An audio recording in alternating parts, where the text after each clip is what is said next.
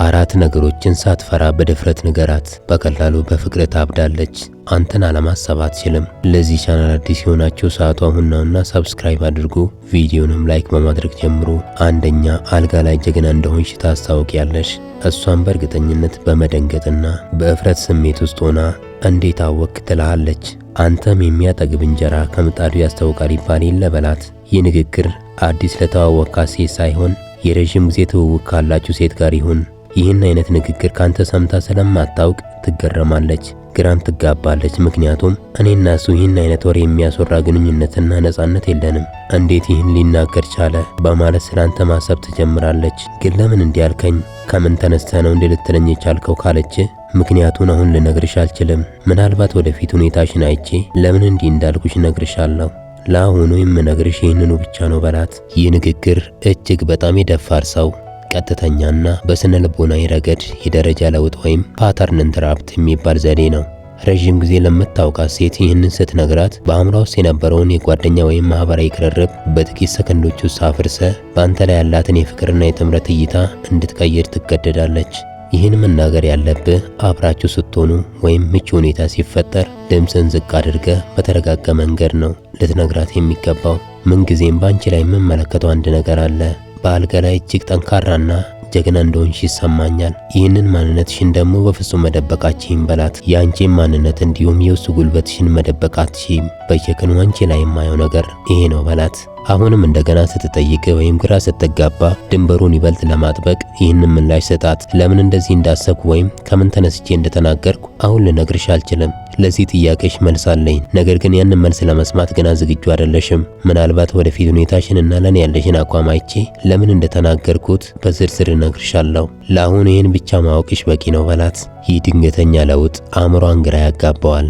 አእምሯችን ግራ ሲጋባ ስለዚያ ሰው ማሰብ ይጀምራል። በፊት እንደ ተራ ወንድ ታይህ ነበር፣ አሁን ትኩረቷ ሁሉ ባንተ ላይ ይሆናል። አሁን ልነግርሽ አልችልም ብለህ ስትዘጋባት እሷን ትልቅ የሳይኮሎጂያዊ ጭንቀት ውስጥ ትከታታለህ። ለምን እንደዚህ አለ? ምን እያሰበ ነው? ምን አየብኝ? የሚሉ ጥያቄዎች አእምሯን ይወራሉ። ይህም በሌሊት እንድታስብ ወይም ስልክ እንድትደውልልህ ያደርጋታል። ይህን ንግግር እንደ ፈቃድህ ሳይሆን እንደ እውነት ነው መናገር ያለብህ። ጀግና እንደሆንሽ አውቃለሁ ማለት እሷን የመገምገም ስልጣን እንዳለ ያሳያል። ወንዶች የሴቶችን ማንነት ሲገመግሙ ሴቶች በአብዛኛው ያንን ወንድ እንደ ኃያል የመመልከት ዝንባሌ ያላቸው። ወደፊት ሁኔታሽን አይቼ እነግርሻለሁ ስትላት እሷን ባንተ ለመፈተን ትዘጋጃለች። በእርግጠኝነት ይህ ንግግርህ እሷን በእጅ መዳፍ ውስጥ ያስገባታል። ሁለተኛ፣ ካንቺ ጋር በምንም ጉዳይ ብሳሳት ደስተኛ ነኝ በላት። ይሄም ማለት ወሲብ እንኳን ባደርግ ቅር አይለኝም፣ ደስ እያለኝ አድርገዋለሁ የሚለውንም ሐሳብ ይጨምራል። ይህ ሐሳብ ኃላፊነትንና ስሜትን አጣምሮ የያዘ ነው። አንተ እየነገርካት ያለው ስህተት ለመስራት ዝግጁ መሆንን ብቻ ሳይሆን ለአንቺ ስል ማንነቴን፣ ህሊናዬን ወይም መደበኛ ሴቶችን እንኳን ለመተው ዝግጁ ነኝ የሚል እጅግ አደገኛና ጥልቅ የሆነ የፍቅር ስሜት ነው። ብዙ ጊዜ ሰዎች ይሄ ትክክል ነው፣ ይሄ ደግሞ ስህተት ነው ብለው ይኖራሉ።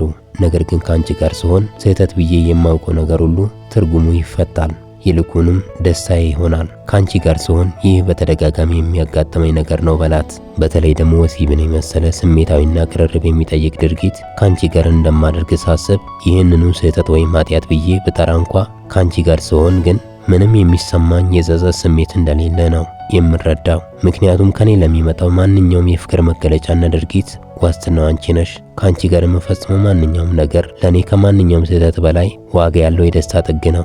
አንቺን በማገኝበት ሰዓት ከዓለም ሕግጋት በላይ የምንፈጥረው የራሳችን ሕግ ስላለ አንዳች ነገር እንደማይጸጽተኝ እርግጠኛ ነኝ።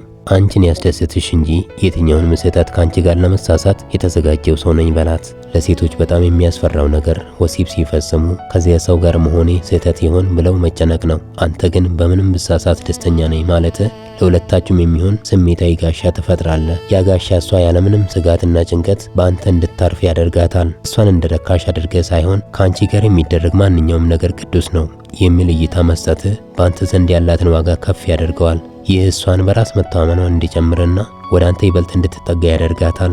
ወንዶች አብዛኛውን ጊዜ በምግባርና በሕግ ይፈራሉ። አንተ ግን ከሷ ጋር መሆን ካስፈለገ ስህተት እንኳን እሰራለሁ ስትል እጅግ በጣም ጠንካራ የሆነ የአቋም ጽናት ታሳያታለህ። ይህ ጥንካሬ ሴቶች ከሚፈልጉት ባህሪ መገለጫዎች አንዱ ነው። ሶስተኛ፣ ከነዚህ ጓደኞችሽ ጋር በመሆንሽ አንቺ ላይ የሆነ የተለየ ነገር አውቄያለሁ በላት። እሷም ለምሳሌ ምን አወቅ ካለች የሴት ምርጫዬን አውቄያለሁ። ያንቺ አይነት ሴት እንደምወድ ያወቅኩት ከነዚህ ሴት ጓደኞችሽ ጋር ሆነሽ ሳይሽ ነው። ጓደኞችሽ ቆንጆች ናቸው። አንቺ ጎን ሲቆሙ ግን ለኔ እንደ ወንድ ሆነው ይታዩኛል። ይህን ስልሽ እነሱን እየሰደብኩ ወይም እያንቋሸሽኩ አይደለም፣ ሴትነትሽ ጎልቶ ስለሚታየኝ ነው በላት። የሴት ምርጫዬን መለካት የቻልኩት ከነሱ ጋር ሆነሽ ስመለከትሽ ነው። ጓደኞችሽ በእርግጥ ቆንጆች ናቸው፣ ይህንን አልክድም። ነገር ግን አንቺ ጎን ሲቆሙ እንደ ወንድ ሆነው ነው የሚታዩኝ። የአንቺ ሴትነት በዓይኖቼ ውስጥ ከማንኛውም ሰው በላይ ጎልቶና ደምቆ ይታያል። በእርግጥ እነሱም ሴቶች ናቸው፣ አንቺ ግን የኔ ሴት ነሽ በላት። ሰዎች በአንድ ቡድን ውስጥ ተለይተው ሲታዩ በጣም ደስ ይላቸዋል። እንኳን ከጓደኞቿ ጋር እያነጻጸርክ ጓደኞቿን እንደ ወንድ በማድረግ እሷን ብቻ እንደ እውነተኛ ሴት አድርገ መሾምህ በራስ መተማመኗን ወደ ሰማይ ያሳድገዋል። ይህ ለሷ ትልቅ የማሸነፍ ስሜትን ይሰጣታል። ሴቶች ሁሌም ከሌሎች ሴቶች በላይ ሴት እንደሆኑ እንዲሰማቸው ይፈልጋሉ። ይህ ንግግር ደግሞ አንቺ እውነተኛ ሴት ነሽ የሚል ቀጥተኛ መልእክት ያስተላልፍላታል። በጓደኞቿ እንዳትቀና አንተ ከነሱ በላይ አድርገህ ሰቅለሃታል። ስለዚህ እነሱንም እየወደደች ለአንተ ያላትንም ዋጋ ትጨምረዋለች። ይህ ንግግር በእሷና በጓደኞቿ መካከል ያለውን የእኩልነት ስሜትን ይበጥሳል። ምክንያቱም የጓደኞቿን ክበብ ሰብረ እሷን ብቻ ለይተ ስላሳያት። ይህ አባባል ግላዊ ነው። እንደዚህ አይነት ንግግር የሰማችው ካንተ ብቻ እንደሆነ ታምናለች። ይህ ደግሞ ባንተና በእሷ መካከል ያለውን የቅርበት ግንኙነት ወደ ሌላ ደረጃ ያሸጋግረዋል። አራተኛ፣ ለአንቺ ብዙ አይነት ስሜቶች አሉኝ። ሁሉንም ብነግርሽ ወይ በጣም ትቀርብኛለሽ ወይ ደግሞ በጣም ትርቅኛለሽ በላት። ይህ አባባል የከፍተኛ ስጋትና ከፍተኛ ሽልማት ሃይ ሪስክ ሃይ ሪዋርድ ስትራቴጂ በመባል ይታወቃል። ይህ ንግግር የፍቅር ግንኙነትን በድንገት ከቀላል የትውውቅ ደረጃ ወደ ከፍተኛና አደገኛ ደረጃ የሚያሸጋግር በጣም ኃይለኛ መሳሪያ ነው። ወይ ትቀርብኛለሽ ወይ ትርቅኛለሽ ስትላት እሷን የማይቀየረውን ውሳኔ እንድትወስን ትገፋፋታለህ። ሰዎች እርግጠኛ ባልሆነ ሁኔታ ውስጥ መኖር አይወዱም። አንተ ሁኔታውን በጣም ቅርበት ወይም ሙሉ መራራቅ ብለህ ስታስቀምጠው አእምሯ እነዚህ ሁለት አማራጮች እንደ ብቸኛ እውነታ ይወስዳቸዋል። በሁለቱም መካከል ያለው መካከለኛ መንገድ ወይም ጓደኝነት የተባለው ጉዳይ ይሞታል ማለት ነው። ይህ እሷ ሙሉ በሙሉ አንተ ላይ እንድታተኩር ያደርጋታል። ሰዎች የሆነ ነገር ለማግኘት ከሚሮጡት በላይ ያንን ነገር ለማጣት በጣም ይፈራሉ። ትርቅኛለሽ የሚለው አማራጭ ስታስቀምጥላት እሷ ሳታውቀው እሱን የማጣት እድል አለኝ የሚል ስሜት በውስጧ ይፈጠራል። ይህ ፍርሃት አንተ ላይ ያላትን ፍላጎት በከፍተኛ ሁኔታ ይጨምረዋል። አንድን ነገር የማጣት እድል ሲኖር የዚያ ነገር ዋጋ በአእምሯችን ውስጥ በ10 እጥፍ ይጨምራል። ይህ ንግግርህ እንደ ደካማ ሳይሆን እንደ ደፋር ያሳይሃል። አብዛኛው ወንድ ስሜቱን ለመግለጽ ይፈራል። አንተ ግን ብዙ ስሜቶች አሉን ብለህ መናገርህ አንተን እንደ ጠንካራና እውነተኛ ሰው እንድትታይ ያደርግሃል። ሴቶች ስሜታቸውን በድፍረት ከሚናገር ወንድ ጋር የመቀራረብ ፍላጎታቸው እጅግ ከፍተኛ ነው። ሁሉንም ብነግርሽ የሚለው ሐረግ በጣም ጥልቅ የሆነ ጥያቄ ምልክት ነው። ምን ይሆን? ምን አይነት ስሜት ይሆን የሚለው ጥያቄ እንደ ጀርባ አጥንት ህመም እንቅልፍ ይነሳታል። እሷ ስላንተ እንድታስብ ታደርጋታለህ። ማሰብ ደግሞ መውደድን ይወልዳል። በዚህ ሁኔታ እሷ ወደ አንተ ብትቀርብ ትልቁን የፍቅር ድል ትቀዳጃለህ። ብትርቅ እንኳን የራስን ክብርና ድፍረት አሳይተሃል።